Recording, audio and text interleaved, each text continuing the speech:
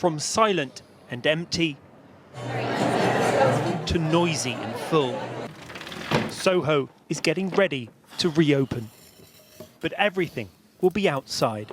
This is our gutter section, the Oscar Wilde suite, and we'll have tables along here. How excited are you to be finally reopening? I'm thrilled to bits, but we've only got 24 cupboards and it's not easy. The kitchen's 2 floors up. Of course, all my staff are used to working behind the bar. They're not used to being waiters. 24 cupboards doesn't even make the place viable. It's just very important that we are actually open. And with just a small part of the pavement open for business, they can't afford no-shows for booked reservations. It's impossibly difficult. We have a little restaurant which now has 5 tables because of distancing when that does reopen. If somebody doesn't turn up, it's devastating. But outside, I'm only taking bookings from regular customers at lunchtime, and after that it will just be first come, first served.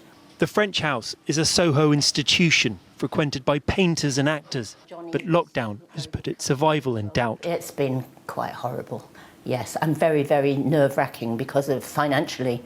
It put us in a very, very weak situation. But its celebrity customers are trying to help the pub. An online auction has been set up, which includes a painting for sale by Suggs from Madness. And hopefully it'll raise enough money to pay next month's rent. Is it that bad? It's a little bit hand-to-mouth at the moment because we haven't taken anything since the summer. Round the corner, it's the same story. How much of this pavement can you get? We'll be looking at about 20 people outside, 20 people seated.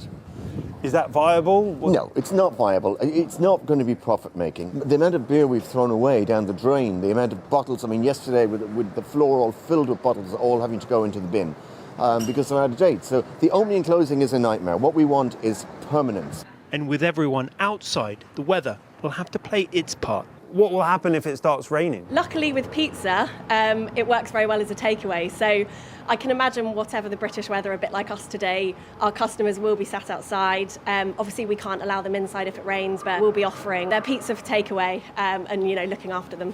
It might be outside for now, but at least there'll be signs of life again. Frags Martel, ITV News, Soho.